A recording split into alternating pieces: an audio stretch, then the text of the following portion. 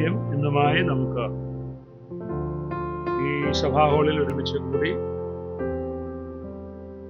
ദൂതന്മാരെ കുറിച്ചുള്ള ഒരു പഠനം നടത്തുവാനായിട്ട് ദൈവം നമ്മളെ സഹായിച്ചു. അടിസ്ഥാന ഉപദേശങ്ങൾ നാം പരിശോധിക്കുമ്പോൾ ആ ഉപദേശങ്ങളിൽ മറ്റ് ഉപദേശങ്ങളെ നമ്മൾ കമ്പയർ ചെയ്ത് നോക്കുമ്പോൾ വളരെ കുറച്ച് മാത്രം പരാമർശിച്ചിട്ടുള്ള വിഷയമാണ് ഈ ദൂതന്മാരെ കുറിച്ചുള്ള പഠനം എന്നുള്ളത്. അതിൽ അത്യാവശ്യം മനസ്സിലാക്കേണ്ട കാര്യങ്ങൾ നമുക്ക് ഇന്ന് ദൈവസഭയിൽ ഇന്നലെയും ഇന്നുമായിട്ട് ചിന്തിക്കുവാൻ ദൈവം നമ്മെ സഹായിച്ചു. 2 കൊരിന്ത്യർ 2-ാം അധ്യായത്തിന്റെ 11-ാം വാക്യം നമുക്ക് വായിക്കാം. കൊരിന്ത്യർക്ക് എഴുതിയ 2-ാം ലേഖനം 2-ാം അധ്യായം 11. സാത്താൻ നമ്മെ തോൽപ്പിക്കരുത്, അവന്റെ തന്ത്രങ്ങളെ നാം അറിയാത്തവരല്ലല്ലോ. രക്ഷിക്കപ്പെട്ട ദൈവമക്കൾക്ക്, കൊരിന്ത്യ സഭയിലെ ദൈവമക്കൾക്ക് അപ്പോസ്തലനായ പൗലോസ് ലേഖനം എഴുതുമ്പോൾ കൊരിന്ത്യ സഭയിലുള്ള വിവിധ പ്രശ്നങ്ങൾ, അതിന് പരിഹാരം നിർദ്ദേശിച്ചുകൊണ്ട് ജഡീയന്മാരായ വിശ്വാസികളെ ആത്മീയന്മാരാക്കി തീർക്കാനുള്ള പ്രബോധനം ദൈവത്തിന്റെ ആത്മാവ് നൽകുമ്പോൾ ഇവിടെ 2-ാം അധ്യായം 11-ാം വാക്യത്തിൽ ഓർപ്പിക്കുന്ന വസ്തുതയാണ് സാത്താൻ നമ്മെ തോൽപ്പിക്കരുത്, അവന്റെ തന്ത്രങ്ങളെ നാം അറിയാത്തവർ അല്ലല്ലോ. ഞാൻ ഓർപ്പിക്കുവാൻ ഇന്ന് ആഗ്രഹിക്കുന്നത്, ദൈവമക്കളായി ഞാനും നിങ്ങളും ഈ ഭൂമിയിൽ ജീവിക്കുമ്പോൾ പിശാചിന്റെ തന്ത്രങ്ങളെ കുറിച്ചുള്ള അറിവ് നമുക്ക് നിശ്ചയമായും ഉണ്ടായിരിക്കണം. ആ അറിവ് നമുക്കുണ്ടെങ്കിൽ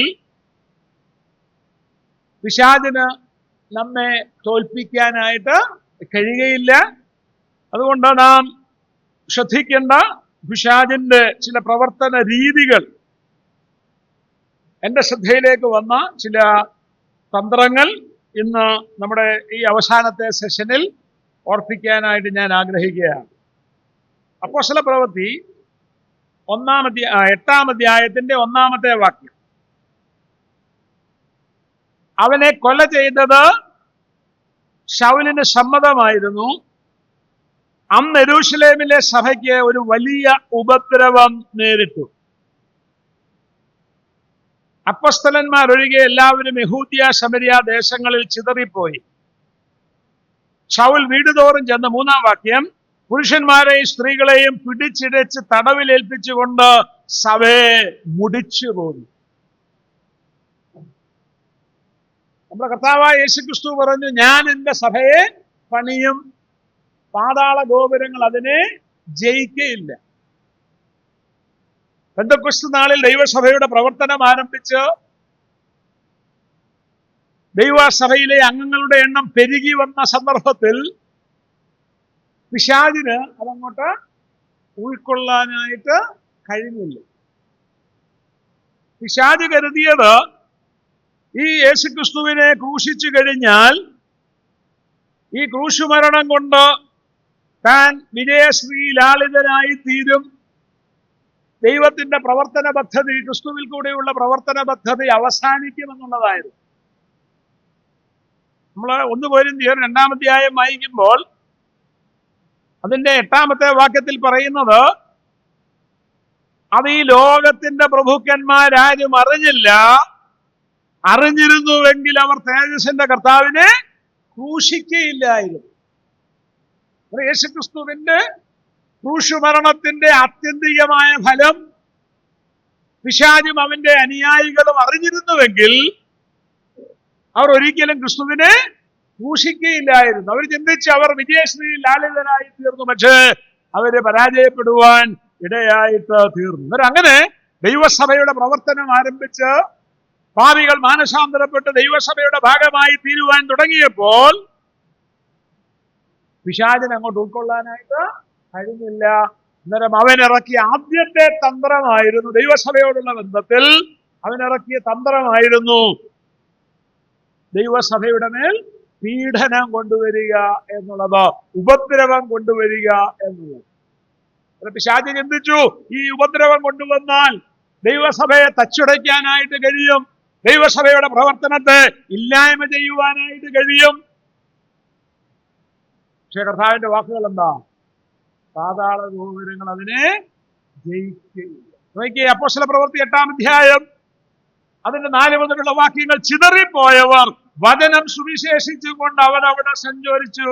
ഫിലിപ്പോ ശമരിയ പട്ടണത്തിൽ ചെന്ന് അവരോട് ക്രിസ്തുവിനെ പ്രസംഗിച്ചു. അതുവരെ യഹൂദിയിൽ മാത്രം സുവിശേഷം പ്രസംഗിക്കപ്പെട്ടുകൊണ്ടിരുന്നപ്പോൾ, അവിടെയുള്ള യഹൂദന്മാർ മാത്രം സുവിശേഷം കേട്ട് ദൈവസഭയുടെ ഭാഗമായി തീർന്നപ്പോൾ, പിശാച് കൊണ്ടുവന്ന ഈ ഉപദ്രവത്തിന്റെ ഫലം എന്തായിരുന്നു?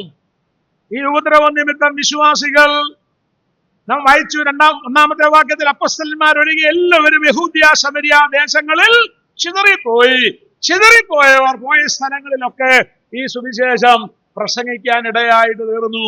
സ്ഥലം, സഭകൾ ആ പ്രദേശങ്ങളിലൊക്കെ സ്ഥാപിതമാകുവാൻ ഇടയായിട്ട് തീർന്നു. നമുക്ക് പിശാച് ദൈവസഭയെ അമർച്ച ചെയ്യുവാൻ, ഇല്ലായ്മ ചെയ്യുവാൻ ശ്രമം ആരംഭിച്ചപ്പോൾ അതിന്റെ മധ്യത്തിൽ പ്രവർത്തിച്ച ദൈവത്തിന്റെ, കർത്താവിന്റെ ആ കരങ്ങൾ നമുക്കവിടെ കാണുവാനായിട്ട് സാധിക്കും. ഇന്നും പിശാച് ആ നിലയിലൊക്കെ ഉപദ്രവത്തിലൂടെ, പീഡനത്തിലൂടെ ദൈവസഭയുടെ പ്രവർത്തനം ഇല്ലാതെയാക്കാൻ ശ്രമിക്കുന്നുണ്ട്. പക്ഷേ ചരിത്രം നാം പരിശോധിക്കുമ്പോൾ എവിടെയൊക്കെ ദൈവസഭയ്ക്ക് പീഡനം നേരിട്ടിട്ടുണ്ടോ അവിടെയെല്ലാം ദൈവസഭയുടെ പ്രവർത്തനം ശക്തിപ്പെട്ടിട്ടേയുള്ളൂ. എവിടെയൊക്കെ ദൈവസഭയ്ക്ക് പ്രയാസം നേരിട്ടിട്ടുണ്ടോ, പ്രതികൂലം നേരിട്ടിട്ടുണ്ടോ, ആ സ്ഥലങ്ങളിലൊക്കെ ദൈവസഭയുടെ പ്രവർത്തനം ശക്തിപ്പെട്ടിട്ടേയുള്ളൂ. നമ്മൾ സഭാചരിത്രം പരിശോധിക്കുമ്പോൾ അവിടെ ഒരു പ്രയോഗമുണ്ട്. ഒരു ദൈവദാസൻ പറഞ്ഞൊരു സ്റ്റേറ്റ്മെന്റ് ഉണ്ട്: രക്തസാക്ഷികളുടെ രക്തം സഭയുടെ വിത്താണ്. ഞാൻ എവിടെയോ വായിച്ചു കേട്ടിട്ടുണ്ട്, ഇന്ത്യക്ക് സ്വാതന്ത്ര്യം ലഭിച്ച് ആ കാലയളവിൽ ആരോ അന്നത്തെ ഒരു ഭരണാധികാരിയെ സമീപിച്ചിട്ട് പറഞ്ഞു, ഇവിടെ ക്രിസ്ത്യൻസിനെ അമർച്ച ചെയ്യണം, അതിന് നിയമം കൊണ്ടുവരണം. അന്നേരം ആ വ്യക്തി പറഞ്ഞതായിട്ട് ഞാൻ വായിച്ചത്, അവർ ഉറങ്ങിക്കിടക്കുന്ന സിംഹം അവരെ ഉണർത്തരുത്. എനിക്ക് തോന്നുന്നു 77-ലോ 78-ലോ OP ത്യാഗി ഇന്ത്യ മൊത്തം സുവിശേഷത്തിനെതിരെ ഒരു ബില്ല് കൊണ്ടുവരുവാൻ തീരുമാനമെടുത്തപ്പോൾ ഇവിടെയുള്ള ഇന്ത്യയിലുള്ള ക്രൈസ്തവർ സഭാവ്യത്യാസമില്ലാതെ ഒന്നിച്ചു ചേർന്ന് അതിനെതിരെ പ്രതികരിച്ചു. സഭകൾ തോറും അവർ പ്രാർത്ഥനാ യോഗങ്ങൾ നടത്തി നമ്മുടെ രാജ്യത്തിന് വേണ്ടി പ്രാർത്ഥിച്ചപ്പോൾ ആ ബില്ല് അവതരിപ്പിക്കുവാൻ കഴിയാതെ ആ ത്യാഗി ലോകത്തിൽ നിന്ന് മാറ്റപ്പെടുവാൻ ഇടയായിട്ട് തീർന്നു എന്നാണ് എനിക്ക് വായിച്ച് മനസ്സിലാക്കാനായിട്ട് കഴിഞ്ഞത്. ഞാൻ ഓർപ്പിക്കട്ടെ, എവിടെയൊക്കെ ദൈവസഭയ്ക്ക് ഉപദ്രവം നേരിട്ടിട്ടുണ്ടോ അവിടെയൊക്കെ പ്രവർത്തനം ശക്തിപ്പെട്ടിട്ടേ ഉള്ളൂ. അവിടെയൊക്കെ യഥാർത്ഥ വിശ്വാസികളെ തിരിച്ചറിയുന്നതിനും യഥാർത്ഥ ദൈവമക്കളെ കണ്ടെത്തുന്നതിനും ദൈവസഭയ്ക്ക് ഇടയായിട്ടുണ്ട് എന്നുള്ളതും ഈ സന്ദർഭത്തിൽ ഓർപ്പിക്കുവാനായിട്ട് ഞാൻ ആഗ്രഹിക്കുകയാണ്. പിശാചിന്റെ 2-ാമത്തെ തന്ത്രം എന്നുള്ളത് ഈ പീഡനത്തിന്റെ പരിപാടി ഫലിക്കുന്നില്ല എന്ന് കണ്ടപ്പോൾ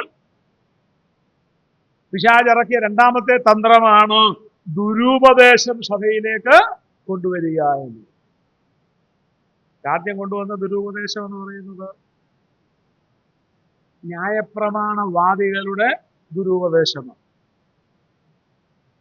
യഹൂദന്മാരായ പരീശപക്ഷത്തു നിന്ന് സുവിശേഷത്തിൽ വിശ്വസിച്ചവരായ യഹൂദ ക്രിസ്ത്യാനികൾ അവര് പറഞ്ഞു, ജാതികളിൽ നിന്ന് രക്ഷിക്കപ്പെട്ട് മുൻപോട്ട് വന്നവർ മോശയുടെ ന്യായപ്രമാണത്തിന്റെ ആചാരങ്ങളെല്ലാം അനുഷ്ഠിക്കണം, പരിച്ഛേദന ഏൽക്കണം.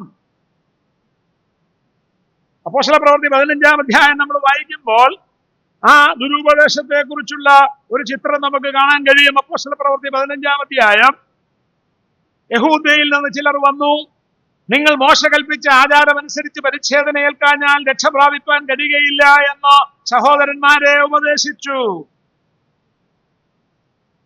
അന്ത്യോക്യ സഭ, അവിടെ ജാതികളിൽ നിന്ന് രക്ഷിക്കപ്പെട്ട വിശ്വാസികൾ വളരെയുള്ള സഭയാണ്. പൗലോസും ബർന്നബാസും അപ്പോൾ ശുശ്രൂഷിച്ചുകൊണ്ടിരിക്കുന്ന സഭയാണ്.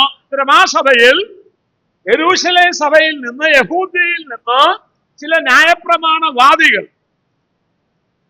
പരീക്ഷപക്ഷത്തു നിന്ന് സുവിശേഷം വിശ്വസിച്ച യഹൂദ ക്രിസ്ത്യാനികൾ കടന്നു എന്നിട്ട് പറഞ്ഞു, ഇവിടെയുള്ള ജാതീയ പശ്ചാത്തലത്തിൽ നിന്ന് രക്ഷിക്കപ്പെട്ടവർ മോശ കൽപ്പിച്ച ആചാരമനുസരിച്ച് പരിച്ഛേദന ഏൽക്കണം, എന്നാലേ അവർക്ക് രക്ഷ ലഭിക്കുകയുള്ളൂ. ആ വിഷയം ചർച്ച ചെയ്യാനായിട്ട് യെരൂശലേമിൽ പൗലോസും ബർന്നബാസും ഒക്കെ കടന്നു വന്നു. യെരൂശലേം സഭയിൽ അപ്പോസ്തലന്മാരും മൂപ്പന്മാരും ഒരുമിച്ച് കൂടി ചർച്ച ചെയ്ത് അതിന് പരിഹാരം അവർ വരുത്തി. അവര് പറഞ്ഞു, ഞങ്ങളുടെ തീരുമാനമല്ല. ആ ചർച്ച ചെയ്ത് അതിന്റെ തീരുമാനം അറിയിക്കുമ്പോൾ അപ്പോസ്തല പ്രവൃത്തി 15-ാം അധ്യായത്തിൽ നോക്കി, അതിന്റെ 23-ാം വാക്യം, അവരുടെ കൈവശം എഴുതി അയച്ചെന്നാൽ അപ്പോസ്തലന്മാരും മൂപ്പന്മാരുമായ സഹോദരന്മാരും അന്ത്യോക്യയിലും സുറിയയിലും കിലിക്കിയയിലും ജാതികളിൽ നിന്ന് ചേർന്ന സഹോദരന്മാർക്ക് വന്ദനം.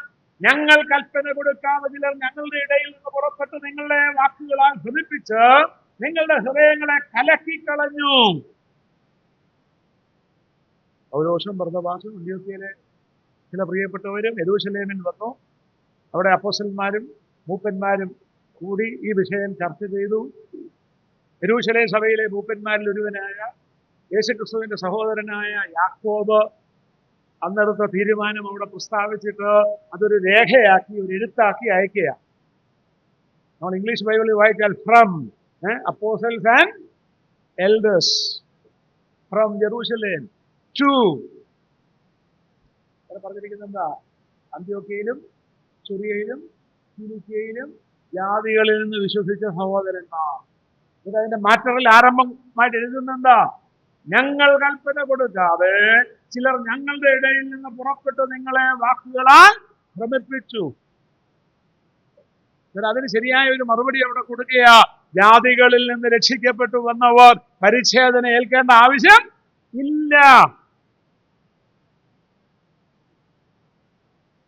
ദുരുപദേശത്താൽ ദൈവസഭയെ ഭിന്നിപ്പിക്കുവാനുള്ള ശ്രമം പിശാച് തുടങ്ങി. പക്ഷേ എവിടെയൊക്കെ ദുരുപദേശം ഉടലെടുത്തോ ആ സന്ദർഭങ്ങളിലൊക്കെ അതിന്റെ ശരിയായ ഉപദേശം വിശദമാക്കാനായിട്ട് ദൈവം അതാത് കാലങ്ങളിൽ ദൈവസഭയെ, ദൈവദാസന്മാരെ എഴുന്നേൽപ്പിച്ചു.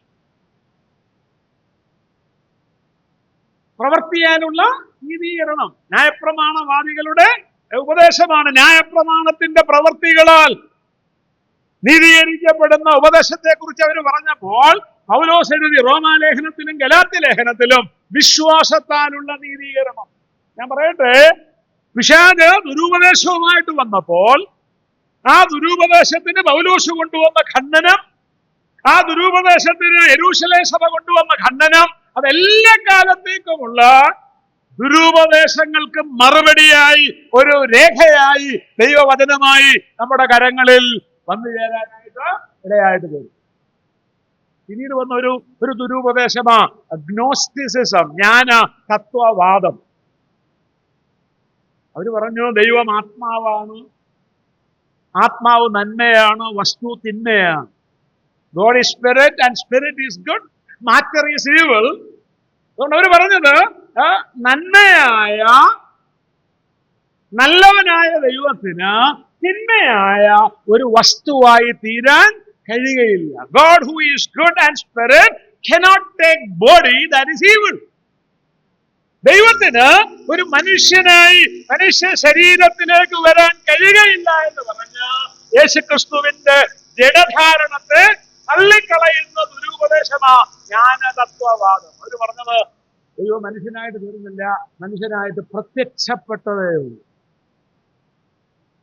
ആ ദുരുപദേശത്തെ ഖണ്ഡിക്കാനാണ് യോഹന്നാൻ തന്റെ സുവിശേഷം എഴുതിയത്, യോഹന്നാന്റെ ലേഖനങ്ങൾ എഴുതിയത്, പൗലോസ് കൊലോസ്യ ലേഖനം എഴുതിയത്. നമുക്ക് അതിന് സുവിശേഷം എഴുതിയപ്പോൾ അതിന്റെ ആരംഭത്തിൽ തന്നെ ആദിയിൽ വചനമുണ്ടായിരുന്നു, വചനം ദൈവത്തോടുകൂടെ ആയിരുന്നു, വചനം ദൈവമായിരുന്നു. 14-ാം വാക്യം, വചനം ജഡമായി തീർന്ന് കൃപയും സത്യവും നിറഞ്ഞവനായി നമ്മുടെ ഇടയിൽ പാർത്തു. വചനം ദൈവം പുത്രൻ എന്തായിട്ട് തീർന്നു? ജഡധാരിയായിട്ട് തീർന്നു. എന്ന് പറഞ്ഞ ആ ആമുഖത്തിൽ തന്നെ 1-ാം അധ്യായത്തിൽ തന്നെ യോഹന്നാൻ അതിന് ഖണ്ഡനം നൽകി. ഇനി യോഹന്നാന്റെ ലേഖനം നോക്കിയേ. 1 യോഹന്നാൻ അതിന്റെ 1-ാം അധ്യായം. ആ ലേഖനം എങ്ങനെയാണ് യോഹന്നാൻ തുടങ്ങുന്നത്? 1 യോഹന്നാൻ ആദ്യം മുതലുള്ളതും ഞങ്ങൾ കേട്ടതും സ്വന്തം കണ്ണുകൊണ്ട് കണ്ടതും ഞങ്ങൾ നോക്കിയതും ഞങ്ങളുടെ കൈ തൊട്ടതുമായ ജീവന്റെ വചനം. ദൈവത്തിന് മനുഷ്യനായി തീരാൻ കഴിയുകയില്ല എന്ന് പറഞ്ഞ ദുരുപദേശത്തെ ഖണ്ഡിക്കാൻ ലേഖനം എഴുതുമ്പോൾ അതിന്റെ ആദ്യത്തെ സെന്റൻസ് തന്നെ അതിന്റെ ഖണ്ഡനമാ. ആദ്യം മുതലുള്ളതും ഞങ്ങൾ കേട്ടതും ഞങ്ങളുടെ കണ്ണ് കണ്ടതും ഞങ്ങൾ നോക്കിയതും ഞങ്ങളുടെ കൈ തൊട്ടതും. യേശുവിന് ശരീരമില്ല എന്ന് പറയുന്നതിന്റെ ഖണ്ഡനമാ. ഞങ്ങൾ അവനെ തൊട്ടത്.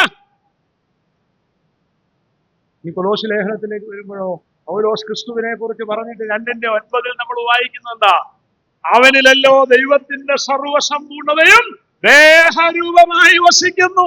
പുത്രനായ ദൈവം ഭൂമിയിലേക്ക് മനുഷ്യനായി കടന്നു വന്ന യേശുക്രിസ്തുവിന്റെ ശരീരത്തിൽ ദൈവത്തിന്റെ എല്ലാ സ്വഭാവ വിശേഷതകളും വസിക്കുന്നു എന്ന് പറഞ്ഞ് പൗലോസ് അതിന് ഒരു ശക്തമായ ഖണ്ഡനം നൽകി. ദൈവസഭയെ തച്ചുടയ്ക്കുവാനായിട്ട് ദുരുപദേശവുമായിട്ട് പിശാച് കടന്നു വന്നപ്പോൾ എക്കാലത്തും ഇങ്ങനെയുള്ള ദുരുപദേശങ്ങൾക്ക് മറുപടി പറയത്തക്ക നിലയിലുള്ള വ്യക്തമായ ഖണ്ഡനം, വ്യക്തമായ ഉപദേശം, സത്യം, വചനം നമുക്കിന്ന് അത് മുഖാന്തരം നമ്മുടെ കരങ്ങളിൽ ലഭ്യമായിട്ടിരിക്കുകയാണ്. പിശാചിന്റെ തന്ത്രങ്ങളെ കുറിച്ച് അറിവുള്ളവരായി ജീവിക്കുവാൻ പ്രിയ ദൈവമക്കളെ ദൈവം നമ്മെ കുറിച്ച് ആഗ്രഹിക്കുന്നു.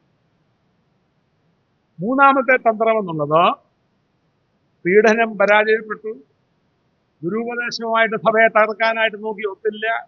പിന്നെ പിശാച് കൊണ്ടുവന്ന പിശാചിന്റെ ഒരു പ്രവർത്തന പദ്ധതിയായിരുന്നു പാരമ്പര്യം.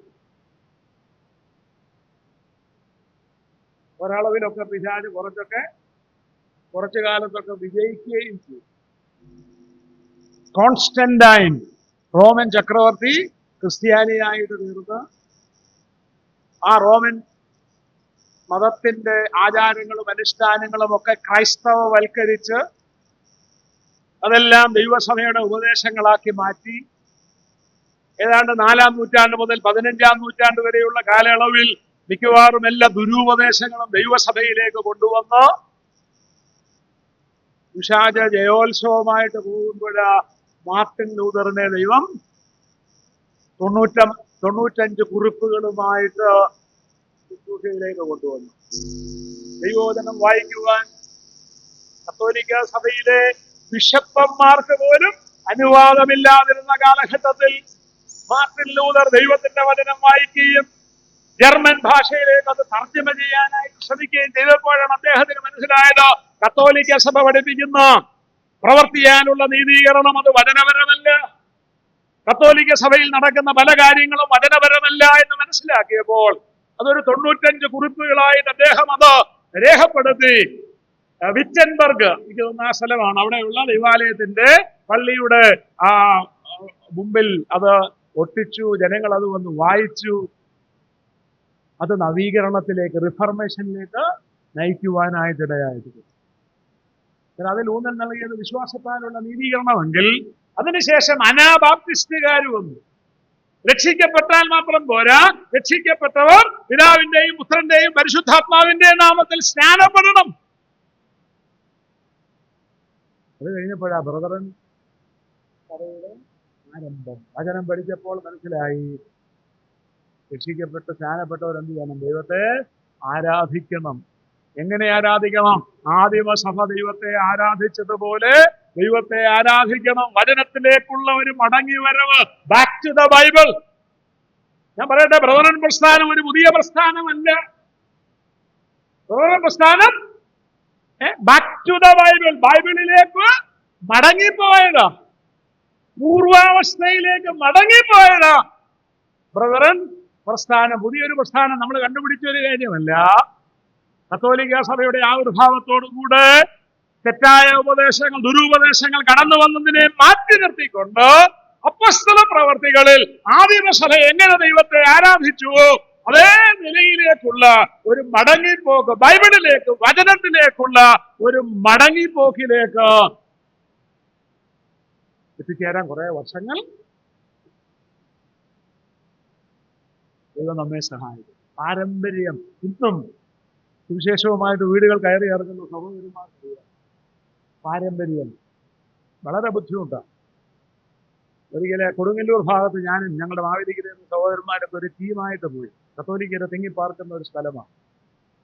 ഒരു വീട്ടിൽ ചെന്ന് ഞാൻ വേറെ ഒരു ബ്രദറും ഞങ്ങളെ സ്വീകരിച്ചിരുത്തി കുശലാന്വേഷണമൊക്കെ നടത്തി വളരെ ഹൃദ്യമായിട്ടൊക്കെ ഇടപെട്ട് ഞാൻ പറഞ്ഞു, ഞങ്ങളിങ്ങനെ സുവിശേഷം പറയാമെന്നാണ്.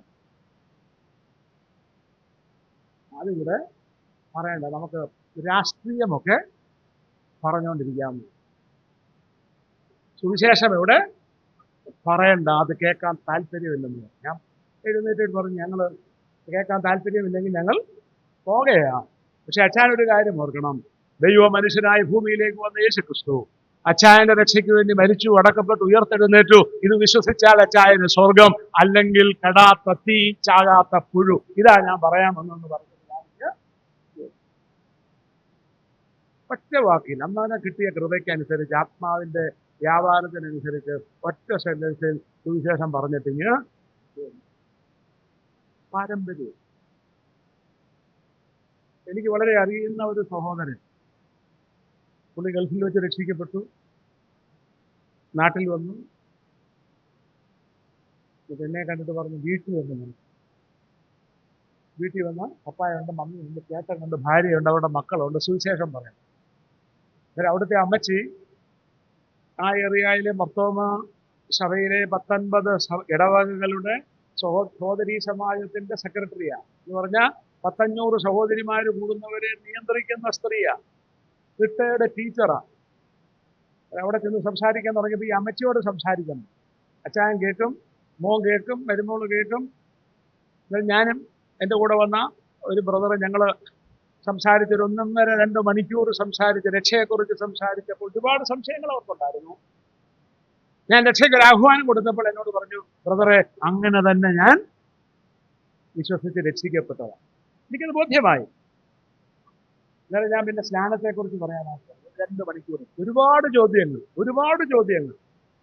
അതിനെല്ലാം വചനത്തിൽ ഉത്തരം പറഞ്ഞ അവസാനം ആ അമ്മച്ചി പറഞ്ഞു, ബ്രദറുകാര് പഠിപ്പിക്കുന്ന സ്നാനത്തിന്റെ ഉപദേശം വചനപരമാണെന്ന് ഞാൻ വിശ്വസിക്കുന്നു. എനിക്ക് വളരെ സന്തോഷം തോന്നി. കാരണം ഈ അമ്മച്ചി ഒരു തീരുമാനമെടുത്താൽ അച്ചായൻ വരും, മൂത്ത മോൻ വരും, ഭാര്യ വരും, മക്കൾ വരും, അവർ തയ്യാറാണ്. എന്നാൽ അടുത്ത സെന്റൻസ്, എന്നാലും എനിക്ക് സ്നാനം. ഒരുപാട് പേരോട് ഉപദേശം പറഞ്ഞിട്ടുണ്ട്.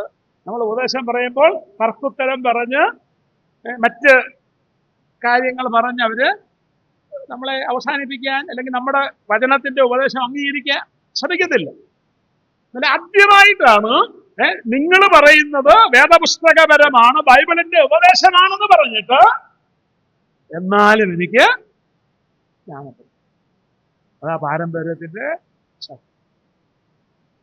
ദൈവത്തിന്റെ സ്തോത്രം. ആ പാരമ്പര്യത്തെ അതിജീവിക്കാൻ ദൈവം നമ്മെ സഹായിക്കില്ലേ? യാക്കോബായ കുടുംബങ്ങളിൽ ജനിച്ചു വളർത്തപ്പെട്ട മുളന്തുരുത്തിയിലെ പ്രിയ സഹോദരീ സഹോദരന്മാർക്ക്, കത്തോലിക്ക സഭയിലെ ഒരു പിതാവിന്റെ മകനായി ജനിച്ചു വളർത്തപ്പെട്ട എനിക്ക് ആ പാരമ്പര്യത്തെ ഒക്കെ അതിജീവിച്ചുകൊണ്ട് വചനത്തിന്റെ സത്യങ്ങളിലേക്ക് മടങ്ങിപ്പോകുവാൻ, ദൈവവചന സത്യങ്ങളിലേക്ക് മടങ്ങിപ്പോകുവാൻ ദൈവം കൃപ നൽകി നമുക്ക് അതിനായിട്ട് ദൈവത്തിന് സ്തോത്രം ചെയ്യും. പാരമ്പര്യത്തെക്കുറിച്ച് പറഞ്ഞപ്പോൾ ഒരു ഭാഗം കൊണ്ടൊന്ന് ഞാൻ നിങ്ങളുടെ ശ്രദ്ധയിലേക്ക് കൊണ്ടുവന്ന് മുമ്പോട്ട് പോകാം. നമ്മൾ മുമ്പേ വായിച്ച ഭാഗവും മർക്കോസ് 7-ാം അധ്യായം. യേശുക്രിസ്തു എന്തോ പറഞ്ഞു, അവനോട്, കപടഭക്തിക്കാരായ നിങ്ങളെക്കുറിച്ച് യെശയ്യാവ് പ്രവചിച്ചത് ശരി. മർക്കോസ് 7:6. ഈ ജനം അധരം കൊണ്ട് എന്നെ ബഹുമാനിക്കുന്നു, എങ്കിലും അവരുടെ ഹൃദയം എങ്കിൽ നിന്ന് ദൂരത്ത് അകന്നിരിക്കുന്നു. മാനുഷകൽപ്പനകളായ ഉപദേശങ്ങളെ അവർ ഉപദേശിക്കുന്നത് കൊണ്ട് എന്നെ വ്യർത്ഥമായി ഭജിക്കുന്നുവെന്ന് എഴുതിയിരിക്കുന്നത് പോലെ തന്നെ നിങ്ങൾ ദൈവകൽപ്പന വിട്ടുകളഞ്ഞ് മനുഷ്യരുടെ സമ്പ്രദായം പ്രമാണിക്കുന്നു. അതാണ് പാരമ്പര്യം.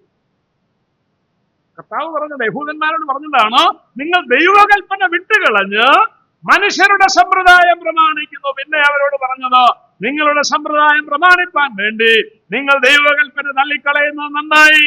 നിന്റെ അപ്പനെയും അമ്മയെയും ബഹുമാനിക്ക എന്നും അപ്പനെയോ അമ്മയോ പ്രാകുന്നവൻ മരിക്കണമെന്ന് മോശ പറഞ്ഞുവല്ലോ. നിങ്ങളോ ഒരു മനുഷ്യൻ അപ്പനോടോ അമ്മയോടോ നിനക്ക് എന്നാൽ ഉപകാരമായി വരേണ്ടതിന് വഴിപാടെന്നർത്ഥമുള്ള കുർബാൻ എന്ന് പറഞ്ഞാൽ മതി എന്ന് പറയുന്നു. തന്റെ അപ്പനോ അമ്മയ്ക്കോ മേലാൽ ഒന്നും ചെയ്യുവാൻ അവനെ സമ്മതിക്കുന്നതുമില്ല. ഇങ്ങനെ നിങ്ങൾ ഉപദേശിക്കുന്ന സമ്പ്രദായത്താൽ ദൈവകൽപ്പന ദുർബലമാക്കുന്നു.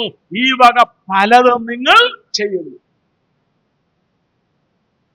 യേശുക്രിസ്തു അന്നത്തെ യഹൂദന്മാരെ നോക്കി പറഞ്ഞ, നിങ്ങൾ വചനം തള്ളിക്കളഞ്ഞ് മാനുഷികമായ സമ്പ്രദായത്തിന് മനുഷ്യൻ കൊണ്ടുവന്ന ഉപദേശത്തിന് പ്രാധാന്യം കൊടുക്കുന്നു. അതാ പാരമ്പര്യം. അതുകൊണ്ടാണ് ഇന്നത്തെ കത്തോലിക്കർക്കും യാക്കോബക്കാർക്കും ഓർത്തഡോക്സുകാർക്കും മർത്തോമക്കാർക്കും വചനത്തിലേക്ക് വരുവാനായിട്ട് കഴിയാതിരിക്കുന്നത്. യേശുക്രിസ്തു ഒരു ഉദാഹരണം പറഞ്ഞു, കുർബാൻ. കുർബാൻ എന്ന് പറഞ്ഞാൽ വഴിപാട്. പഴയ നിയമത്തിന്റെ ഉപദേശം അനുസരിച്ച് മക്കളുടെ ഉത്തരവാദിത്തമാണ് മാതാപിതാക്കളെ സംരക്ഷിക്കുക, ബഹുമാനിക്കുക. 1-ാം നൂറ്റാണ്ടിൽ യെരൂശലേം ദൈവാലയത്തിന്റെ പണിയൊക്കെ നടക്കുന്നത് കൊണ്ട് കുറച്ച് രൂപ ആവശ്യമുണ്ട്. അതിന് അന്നത്തെ നേതാക്കന്മാർ ഒരു ആലോചന കൊണ്ടുവന്നുണ്ട, ഈ മാതാപിതാക്കളെ സംരക്ഷിക്കുന്നതിന് പകരം നിങ്ങൾ എവിടെ കൊടുത്താൽ മതി, ദൈവാലയത്തിന് വഴിപാടായിട്ട് കൊടുത്താൽ മതി. പിന്നെ അപ്പനെയും അമ്മയും നോക്കേണ്ട. അപ്പനോടും അമ്മയോടും ചെന്ന് കുർബാനെന്ന് പറഞ്ഞാൽ മതി. എന്ന് പറഞ്ഞാൽ നിങ്ങളെ നോക്കേണ്ട ആ പൈസ ഞാൻ ഭണ്ഡാരത്തിലിട്ടിട്ടുണ്ട്. ഈ വിരുദ്ധന്മാര് പിന്നെ അപ്പനോടും അമ്മയോടും കുർബാൻ പറയാൻ തുടങ്ങി, ഭണ്ഡാരത്തിലൊട്ട് ഇട്ടതുമില്ല. ദൈവത്തെയും പറ്റിക്കാൻ തുടങ്ങി, നേതാക്കന്മാരെയും പറ്റിക്കാൻ തുടങ്ങി, അപ്പനെയും അമ്മയും പറ്റിക്കാൻ. കുർബാൻ. ഇന്നും ഈ കുർബാൻ പറയുന്നവര് നമ്മുടെ ഇടയിലും പല കുടുംബങ്ങളിലും ഉണ്ട്.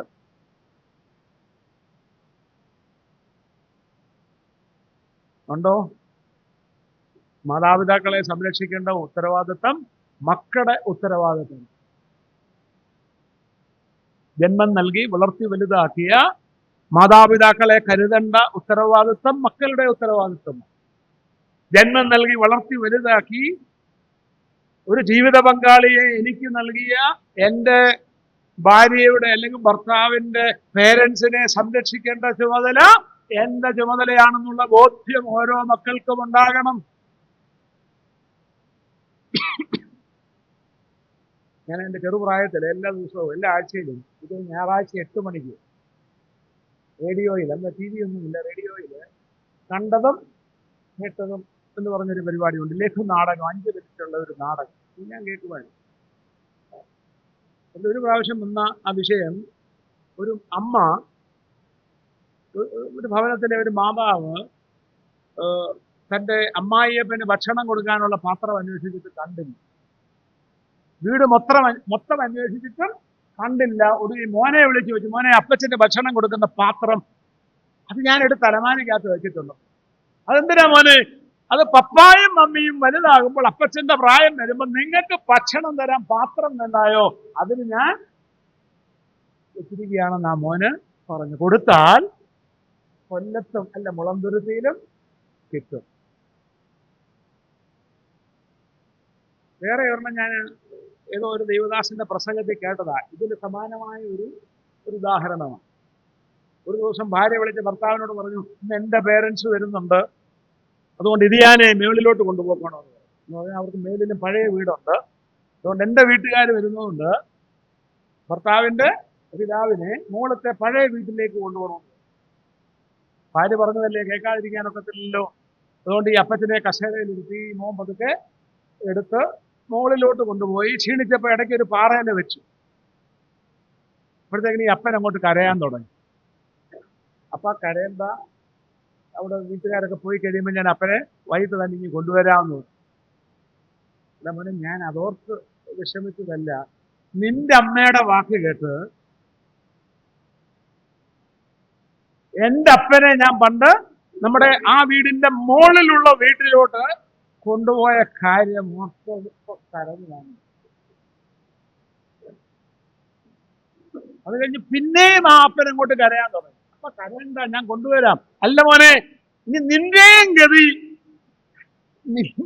ഗതി ഇത് തന്നെ ആകുമല്ലോ എന്നോർത്ത് ഞാൻ കരഞ്ഞതാന്നു.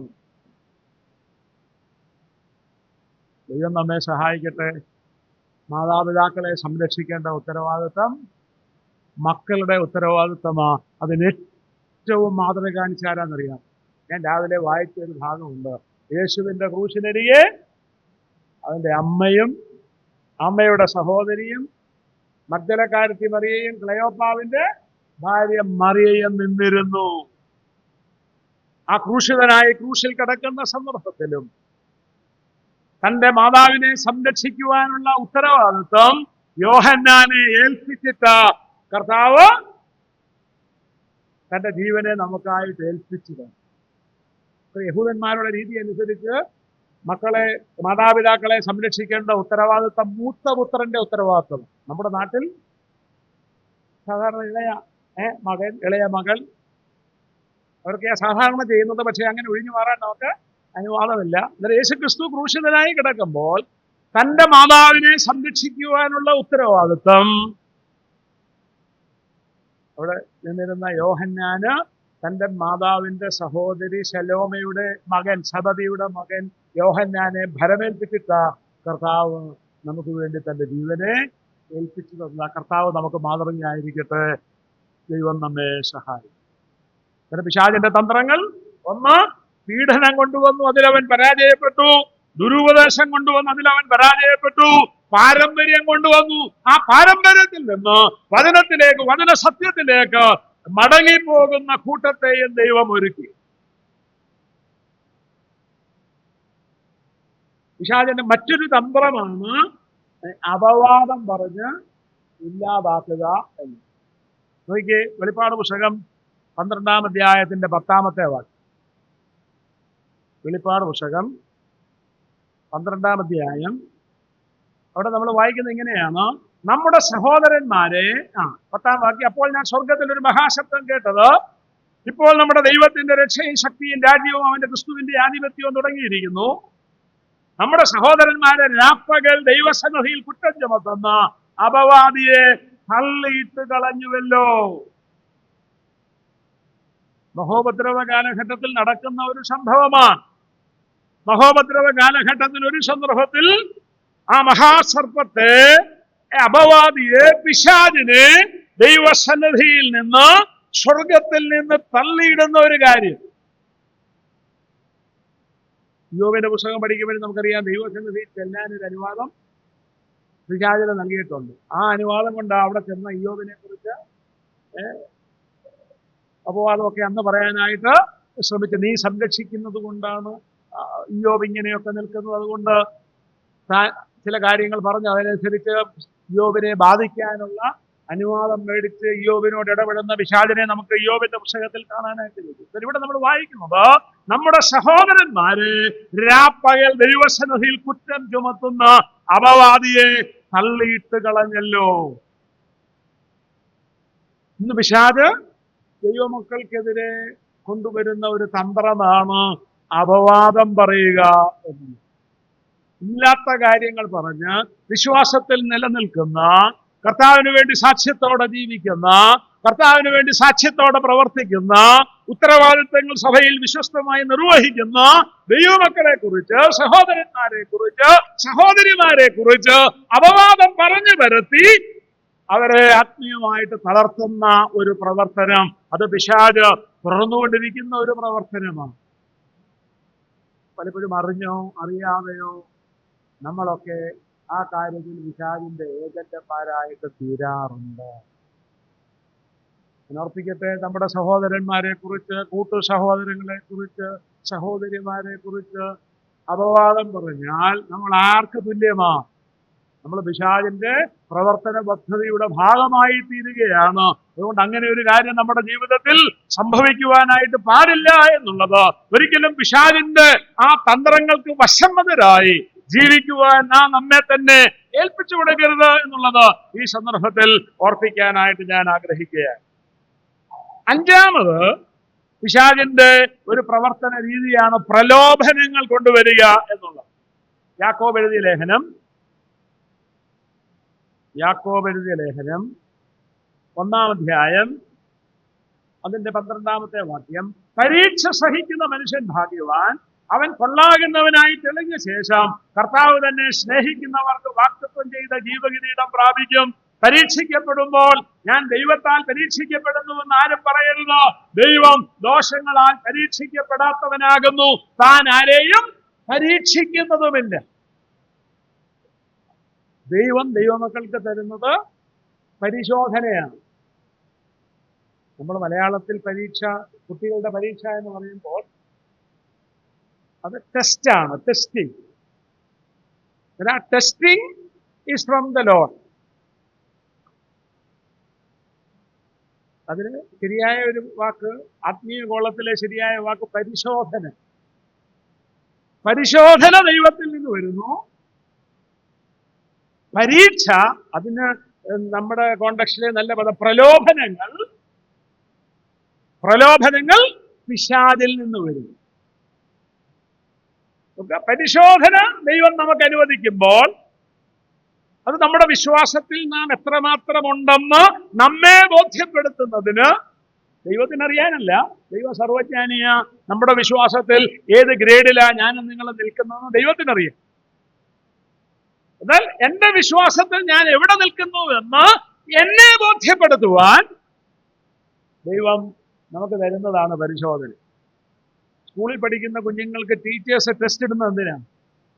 കുട്ടികളുടെ നിലവാരം ടീച്ചേഴ്സിന് മനസ്സിലാക്കാനും പിന്നെ കുട്ടികളെ മനസ്സിലാക്കി കൊടുക്കാനും. എന്നാൽ ദൈവം നമുക്ക് പരിശോധന തരുമ്പോൾ, ടെസ്റ്റ് തരുമ്പോൾ, അത് ദൈവത്തിന് മനസ്സിലാക്കാനല്ല, ഞാനും നിങ്ങളും എവിടെ നിൽക്കുന്നു എന്ന് നമ്മെ ബോധ്യപ്പെടുത്താൻ ദൈവം പരിശോധന തരുമ്പോൾ,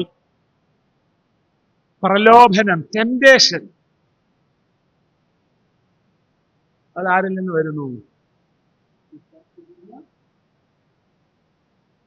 ഇന്ന് വിശ്വാസികളെ തെറ്റിക്കുവാനായി പ്രലോഭനങ്ങളുമായിട്ട് പിശാച് കടന്നു വരുമ്പോൾ അതിനെ അതിജീവിക്കുവാനുള്ള ഉത്തരവാദിത്വം നമുക്ക് ഉണ്ട്. നോക്കിയേ, കൊരിന്ത്യർ ലേഖനം 1 കൊരിന്ത്യർ 10-ാം അധ്യായത്തിൽ അതിനോട് ബന്ധപ്പെട്ട് പൗലോസ് പറഞ്ഞിരിക്കുന്ന വളരെ ശ്രദ്ധേയമായ ഒരു സ്റ്റേറ്റ്മെന്റ് ഉണ്ട്. 1 കൊരിന്ത്യർ 10-ാം അധ്യായം അതിന്റെ 13-ാം വാക്യം, മനുഷ്യർക്ക് നടപ്പല്ലാത്ത പരീക്ഷ നിങ്ങൾക്ക് നേരിട്ടിട്ടില്ല. ദൈവം വിശ്വസ്തൻ. നിങ്ങൾക്ക് കഴിയുന്നതിന് മീതെ പരീക്ഷ നേരിടുവാൻ സമ്മതിക്കാതെ നിങ്ങൾക്ക് സഹിപ്പാൻ കഴിയേണ്ടതിന് പരീക്ഷയോടുകൂടെ അവൻ പോക്കുവഴിയും ഉണ്ടാക്കും. നേരത്തെ പറഞ്ഞു, പ്രലോഭനങ്ങൾ പിശാചാണ് കൊണ്ടുവരുന്നതെങ്കിലും ദൈവത്തിന്റെ അനുവാദത്തോടുകൂടെ മാത്രമേ പിശാചിന് നമ്മെ സമീപിക്കാനായിട്ടൊക്കത്തുള്ളൂ. ഇയ്യോബിന്റെ ജീവിതം അതിന് ഉദാഹരണമാണ്. അന്നേരം അങ്ങനെ ദൈവം പ്രലോഭനം അനുവദിക്കുമ്പോൾ പൗലോസ് എന്താ പറഞ്ഞിരിക്കുന്നത്? നിങ്ങൾക്ക് സഹിപ്പാൻ പരീക്ഷ, നിങ്ങൾക്ക് കഴിയുന്നതിന് മീതെ പരീക്ഷ നേരിടുവാൻ സമ്മതിക്കാതെ നിങ്ങൾക്ക് സഹിപ്പാൻ കഴിയേണ്ടതിന് പരീക്ഷയോടുകൂടെ അവൻ ഒരു പോക്കുവഴിയും ഉണ്ടാക്കും. പരീക്ഷ, പ്രലോഭനവുമായിട്ട് പിശാച് കടന്നു വരുമ്പോൾ അതിനെ ഓവർകം ചെയ്യുവാൻ, അതിനെ അതിജീവിക്കുവാൻ, അതിൽ നിന്ന് രക്ഷപ്പെടുവാൻ എപ്പോഴും ദൈവം ഒരു വഴി ഒരുക്കിയിരുന്നു. യോസേഫിന്റെ ജീവിതത്തിൽ ആ പ്രലോഭനം വന്നപ്പോൾ യോസേഫ് എങ്ങനെയാ രക്ഷപ്പെട്ടതെന്ന് പഴയ നിയമം നമ്മെ ഓർപ്പിക്കുന്നുണ്ട്. രക്ഷിക്കപ്പെട്ട ദൈവജനത്തിന്റെ ജീവിതത്തിൽ നമ്മെ പാപത്തിലേക്ക് നയിക്കുവാൻ, തെറ്റിലേക്ക് നയിക്കുവാൻ പിശാച് പ്രവർത്തിക്കുമ്പോൾ നമ്മെ തന്നെ സൂക്ഷിച്ച് ആ പിശാചിന്റെ കെണിയിൽ നിന്ന്, പിശാചിന്റെ തന്ത്രങ്ങളിൽ നിന്ന് രക്ഷപ്പെടുവാനുള്ള കൃപ ദൈവം നമുക്ക് നൽകും. ദൈവം നമ്മെ അതിനായിട്ട് സഹായിക്കും.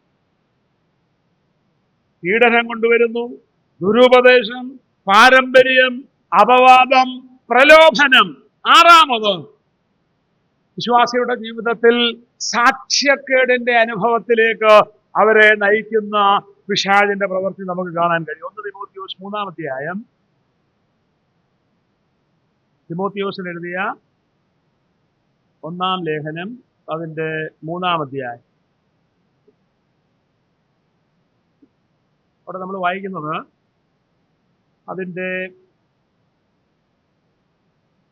6-7 പിശാചിന് വന്ന ശിക്ഷാവിധിയിൽ അകപ്പെടാതിരിപ്പാൻ പുതിയ ശിക്ഷനും അരുത്. നിന്നയിലും പിശാചിന്റെ കെണിയിലും കുടുങ്ങാതിരിപ്പാൻ പുറമേയുള്ളവരോട് നല്ല സാക്ഷ്യം പ്രാപിച്ചവരും ആയിരിക്കും. ഇത് പിശാചിന്റെ ഒരു കെണിയാണ് സാക്ഷ്യക്കേടിലേക്ക് നമ്മെ കൊണ്ടുപോകുക എന്നുള്ളത്.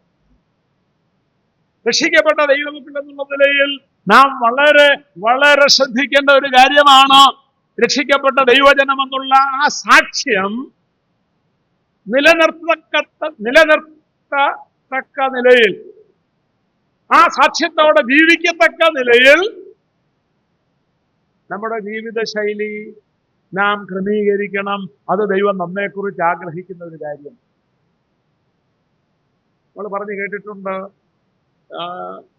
നമ്മുടെ പണം നഷ്ടപ്പെട്ടാൽ നമുക്കൊന്നും നഷ്ടപ്പെടുന്നില്ല, നമുക്കത് വീണ്ടും ജോലി ചെയ്ത് നേടാനായിട്ട് കഴിയും. നമ്മുടെ ആരോഗ്യം നഷ്ടപ്പെട്ടാൽ we lost something. If we lose our testimony, we lose everything. കേട്ടിട്ടുണ്ടോ? പണം നഷ്ടപ്പെട്ടാൽ നമുക്കൊന്നും നഷ്ടപ്പെടാനില്ല. നമ്മുടെ ഹെൽത്ത് നഷ്ടപ്പെട്ടാൽ നമുക്ക് അല്പസ്വല്പമൊക്കെ നഷ്ടപ്പെട്ടു. നമ്മുടെ സാക്ഷ്യം നഷ്ടപ്പെട്ടാൽ എല്ലാം നഷ്ടപ്പെട്ടു. മുളന്തുരുത്തി സഭയിലെ ഒരു വിശ്വാസി എന്നുള്ള നിലയിൽ, അല്ലെങ്കിൽ മാവേലിക്കര സഭയിലെ ഒരു വിശ്വാസി എന്നുള്ള നിലയിൽ നാം ജീവിക്കുമ്പോൾ ഒരു നല്ല ഒരു സാക്ഷ്യം, നല്ല ഒരു സഹോദരനാ, നല്ല ഒരു സുവിശേഷകനാ, നല്ല ഒരു മൂപ്പനാ, നല്ല ഒരു വിശ്വാസിയാ, നല്ല ഒരു സഹോദരനാ, നല്ല ഒരു സഹോദരിയാ എന്നുള്ള സാക്ഷ്യം ലഭിക്കാൻ വളരെ പ്രയാസമാണ്. അനേക വർഷങ്ങളില് നമ്മുടെ ജീവിതത്തിന്റെ ആകത്തുകയാ സഹോദരന്മാർ, ദൈവമക്കൾ, സഹോദരിമാർ നമുക്ക് തരുന്ന സാക്ഷ്യമെന്നുള്ളത്. ഒറ്റ നോട്ടം മതി നമ്മുടെ സാക്ഷ്യം നമുക്ക് നഷ്ടപ്പെടാം. ഒരിക്കല് നമ്മുടെ ഒരു സുവിശേഷകനെ കുറിച്ച് ഞാൻ എൻ്റെ ഭാര്യയും കൂടെ സംസാരിച്ചപ്പോൾ, ആ സുവിശേഷകന്റെ ഏതോ പ്രശ്നമുണ്ടായി, ഏതോ രോഗത്തിന്റെ പ്രയാസം ഉണ്ടായി, ഒരു കൂട്ടായ്മ കൊടുക്കുന്ന കാര്യത്തെക്കുറിച്ച് ഞാൻ എൻ്റെ ഭാര്യയോട് സംസാരിച്ചപ്പോൾ ഞാൻ പറഞ്ഞു, നല്ലൊരു സഹോദരനാണ്. ഭാര്യ പറഞ്ഞു, നോ, അതിന്റെ നോട്ടം ശരിയല്ലെന്ന് പറഞ്ഞു. നമ്മുടെ സഹോദരന്മാർ അവരുടെ സാക്ഷ്യം അറിയണമെങ്കിൽ വീട്ടിൽ ചെന്ന് ഭാര്യമാരോട് ചോദിച്ചാൽ മതി, ഭാര്യയെ വിളിച്ച് ചോദിച്ചാൽ മതി, ആ സഹോദരൻ എങ്ങനെയുണ്ട്. കറക്റ്റ് ഇവാലുവേഷൻ സഹോദരിമാര് പറയും. ഞാൻ പറയട്ടെ, നമ്മുടെ ഒരു നോട്ടം നമ്മൾ വളരെ വളരെ സൂക്ഷിക്കേണ്ടതായിട്ടുണ്ട്. നമ്മൾ അനേക വർഷങ്ങളിലെ നമ്മുടെ ജീവിതം കൊണ്ട് ആർജിക്കുന്ന ഈ നല്ല സാക്ഷ്യം അത് നഷ്ടപ്പെടാതെ ദൈവസന്നിധിയിൽ ജീവിക്കുവാൻ നമുക്ക് ഉത്തരവാദിത്വമുണ്ട്. പിശാചിന്റെ തന്ത്രമാ എങ്ങനെയും നമ്മുടെ സാക്ഷ്യം അവസാനിപ്പിക്കണം. സാക്ഷ്യം നഷ്ടപ്പെട്ടാൽ പിന്നെ പഴയ പോലെ പ്രവർത്തിക്കത്തില്ലല്ലോ. നമ്മുടെ ശുശ്രൂഷകൾ, നമ്മുടെ പ്രവർത്തനങ്ങൾ, നാം ദൈവത്തിന് വേണ്ടി ചെയ്യുന്ന വൻകാര്യങ്ങൾ, അത് നമ്മെ കൊണ്ട് ചെയ്യിക്കാതിരിക്കാൻ ഇങ്ങനെയുള്ള തന്ത്രങ്ങളുമായിട്ട് പിശാച് കടന്നു വരുമ്പോൾ നമ്മെ തന്നെ സൂക്ഷിക്കുവാൻ നമുക്ക് ഉത്തരവാദിത്വമുണ്ട്. ദൈവം നമ്മെ സഹായിക്കട്ടെ. ഒരു കാര്യം കൂടെ പറഞ്ഞ് ഞാൻ അവസാനിപ്പിക്കാം. ഏഴാമത്തെ തന്ത്രമായിട്ട് ഓർപ്പിക്കാൻ ഞാൻ ആഗ്രഹിക്കുന്നത് നിഗള മനോഭാവമാണ്. 1 തിമോത്തിയോസ് 3:6 നമ്മളിപ്പോ വായിച്ച ഭാഗമാണ്. അവിടെ വായിക്കുന്നത്, നിഗളിച്ചിട്ട് പിശാചിന് വന്ന് ശിക്ഷാവിധിയിൽ അകപ്പെടാതിരിക്കാൻ പുതിയ ശിഷ്യനും അരുത്. നമ്മൾ മുമ്പേ വായിച്ച യെശയ്യാ പ്രവാചകന്റെ പുസ്തകത്തിൽ നിന്ന് വായിച്ചു കേട്ടു, ദൈവത്തെക്കാൾ വലിയവനാകുവാൻ ആഗ്രഹിച്ച ശുക്രൻ ലൂസിഫർ, ആ നിഗള മനോഭാവമാണ് അവന് ആ നാശത്തിലേക്ക് പോകുവാൻ ഇടവരുത്തിയത്. യാക്കോബ് എഴുതിയ ലേഖനം 4-ാം അധ്യായം, യാക്കോബ് എഴുതിയ ലേഖനം 4-ാം അധ്യായം അതിന്റെ 6-ാം വാക്യം അവിടെ നമ്മൾ വായിക്കുന്നു, ദൈവം നിഗളികളോട് എതിർത്തു നിൽക്കുകയും താഴ്മയുള്ളവർക്ക് കൃപ നൽകുകയും ചെയ്യുന്നു എന്ന് പറഞ്ഞിരിക്കുന്നു. ആകയാൽ നിങ്ങൾ ദൈവത്തിന് കീഴടങ്ങുവീൻ, പിശാചിനോട് എതിർത്തു നിൽപ്പീൻ, എന്നാൽ അവൻ നിങ്ങളെ വിട്ട് ഓടിപ്പോകും. ദൈവം നിഗളികളോട് എതിർത്തു നിൽക്കുന്നു. നമുക്കറിയാം, നിഗളം അത് പിശാചിന്റെ പാപമാണ്. ആ പാപത്തിലേക്ക് നമ്മെ കൊണ്ടുവരുവാൻ പിശാച് ശ്രമിക്കുമ്പോൾ ദൈവത്തിന്റെ വചനം എന്താ പറയുന്നത്? ദൈവത്തിന് കീഴടങ്ങുക, പിശാചിനോട് എതിർത്ത് നിൽക്കുക. പിശാചിനോട് പടവെട്ടി നമുക്ക് പിശാചിനെ തോപ്പിക്കണമെന്നല്ല പ്രബോധനം. പിശാച് തന്റെ തന്ത്രങ്ങളുമായിട്ട് വരുമ്പോൾ നാം എന്ത് ചെയ്യണം? ദൈവത്തിന് കീഴടങ്ങുക, നമ്മെ തന്നെ സമ്പൂർണമായി ദൈവസന്നിധിയിൽ സമർപ്പിക്കുക. ദൈവമേ, ഇങ്ങനെ ഒരു പ്രശ്നം ഞാൻ നേരിടുന്നു, എന്നെ തകർക്കുവാൻ പിശാച പ്രലോഭനവുമായിട്ട് വരുന്നു, നികള മനോഭാവ ചിന്തയുമായിട്ട് എന്നെ സമീപിക്കുന്നു, ദുരുപദേശത്തിന്റെ ഇൻഫ്ലുവൻസുമായിട്ട് ചിലര് എന്നെ തകർക്കുവാനായിട്ട് ശ്രമിക്കുന്നു, പാരമ്പര്യത്തിന്റെ ചിന്ത എന്റെ മനസ്സിലേക്ക് കടന്നു വരുന്നു, പീഡനത്തിന്റെ വർത്തമാനം എന്നെ തകർക്കുന്നു. ദൈവമേ, ഞാൻ എന്നെ തന്നെ അങ്ങയുടെ സന്നിധിയിൽ സമർപ്പിക്കുന്നു. പിശാചിന്റെ തന്ത്രങ്ങളെ കുറിച്ച് ബോധമുള്ള ദൈവമക്കൾ പതറിപ്പോകരുത്. നമ്മെ തന്നെ ദൈവസന്നിധിയിൽ സമ്പൂർണമായി സമർപ്പിക്കും. പിശാചിനോട് എതിർത്ത് നിൽക്കുക, അവൻ നമ്മെ വിട്ട് ഓടിപ്പോകും. ദൈവം നമ്മെ സഹായിക്കും. പിശാചിന് നമ്മേക്കാൾ ശക്തിയുണ്ട്. പിശാചിന്റെ ദൂതന്മാർക്ക് നമ്മേക്കാൾ ശക്തിയുണ്ട്. പല നിലകളിൽ നമ്മുടെ ക്രിസ്തീയ ജീവിതം, നമ്മുടെ ആത്മീയ ജീവിതം, നമ്മുടെ സഭയിലെ ശുശ്രൂഷകൾ ഇല്ലായ്മ ചെയ്യുവാൻ, തകർക്കുവാനായിട്ട് അവൻ ശ്രമിക്കുമ്പോൾ അതിനുള്ള പ്രതിവിധി എന്നുള്ളത് ഈ ദൈവവചനത്തിന്റെ അടിസ്ഥാനത്തിൽ ദൈവവചനത്തിന്റെ ഉപദേശങ്ങൾക്ക് വേണ്ടി നിലപാടെടുത്തുകൊണ്ട് നമ്മെ തന്നെ സമ്പൂർണമായി കർത്താവിന്റെ സന്നിധിയിൽ സമർപ്പിക്കും. നാം നമ്മെ തന്നെ സമർപ്പിക്കുമ്പോൾ, പിശാചിനോട് എതിർത്തു നിൽക്കുമ്പോൾ അവൻ നമ്മെ വിട്ടോടിപ്പോകും. ദൈവവചന പ്രകാരം ദൈവത്തിന്റെ കൃപയ്ക്ക് അനുസരിച്ച് ഒരു ക്രിസ്തീയ ജീവിതം അനുഗ്രഹിക്കപ്പെട്ട നിലയിൽ നടക്കുവാൻ നമുക്കിടയായിട്ട് തീരും. അതിന് നാം ഈ കേട്ട ചിന്തകൾ, വചനഭാഗങ്ങൾ നമ്മെ സഹായിക്കട്ടെ. കർത്താവിന്റെ അതിപരിശുദ്ധ നാമം ഇന്നും എന്നേക്കും വാഴ്ത്തപ്പെടുമാറാകട്ടെ. ഈ നിലയിൽ ഇവിടെ കടന്നു വരുന്നതിനും നിങ്ങളോടൊപ്പം ആയിരിക്കുന്നതിനും ദൈവം നൽകിയ ഈ ശുശ്രൂഷയ്ക്കായിട്ട് ദൈവത്തിന് സ്തോത്രം ചെയ്യുന്നു. എന്നെ ക്ഷണിച്ച പ്രിയ സഭയോടും അതുപോലെ തന്നെ ശുശ്രൂഷകൾ നിർവഹിച്ച കുടുംബങ്ങളോടും കർത്തൃനാമത്തിലുള്ള നന്ദി ഈ സന്ദർഭത്തിൽ അറിയിക്കുന്നു. ദൈവം നമ്മെ സഹായിക്കും.